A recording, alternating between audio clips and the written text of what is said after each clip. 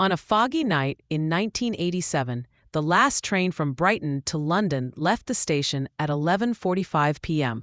It was a nearly empty service, the sort of train where you can stretch across a seat and sleep until Victoria. Thomas, a young accountant, boarded the train carrying a briefcase and a half-eaten sandwich.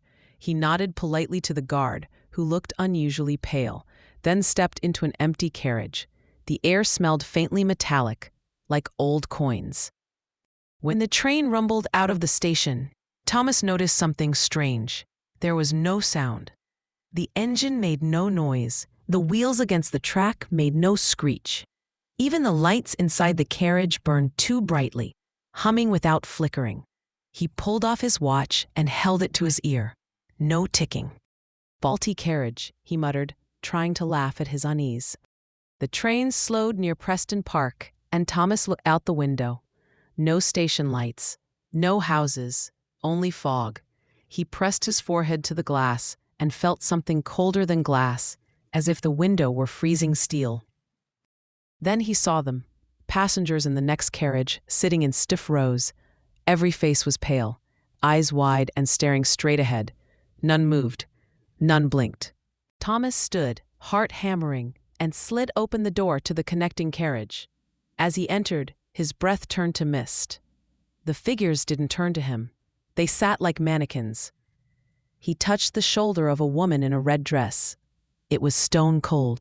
The train lurched, almost tossing him to the floor. He stumbled back into his own carriage. Now, to his horror, he wasn't alone. A man sat opposite him, tall, wearing a conductor's uniform from another era, with brass buttons and a cap too old-fashioned for 1987. His skin was pale, his lips blue. He smiled faintly. "Ticket, please." Thomas handed over his stub, hand shaking. The conductor studied it with empty eyes. "Brighton to London," he murmured. "A long way, longer for some." "What is this?" Thomas whispered. The conductor leaned closer. "You've boarded the midnight line. Some board it knowingly, others by mistake, but all ride until the end." Thomas shook his head. "No, this isn't real." The conductor's smile widened. "Real enough." Thomas bolted down the carriage, desperate to find another passenger, a guard, anyone human. But every door opened into the same sight, rows of frozen figures staring forward. When he returned, the conductor was gone. Only his cap remained on the seat. The train raced through the countryside, yet no station appeared. Thomas checked his watch again. It still refused to tick. He closed his eyes, telling himself it was a dream. When he opened them, he was no longer in the carriage. He stood on a platform surrounded by fog. The train hissed quietly, its doors wide. A voice behind him said, "Your stop."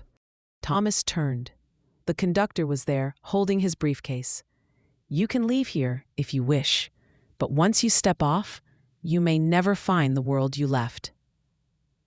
Thomas hesitated. Beyond the fog, faint lights glimmered, like a city hidden behind curtains. The temptation pulled at him. But then he thought of his small flat in London, his sister waiting to call him about her exam results, the life that was real and tangible.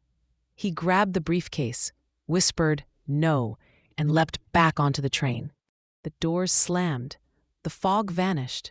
Suddenly, the carriage was noisy with the familiar clatter of wheels. His watch ticked again. The woman in the red dress across the way yawned and adjusted her scarf. The world had returned. The train pulled into Victoria at 1:07 a.m. Thomas rushed off, clutching his case. When he glanced back, he saw the conductor on the platform, saluting with 2 fingers. The man's cap glinted under the station lights, and his lips moved soundlessly. Next time. Thomas never took the late train from Brighton again, and sometimes, when walking past Victoria Station, he swore he heard a faint voice over the tannoy, one no one else seemed to hear. "All aboard the midnight line."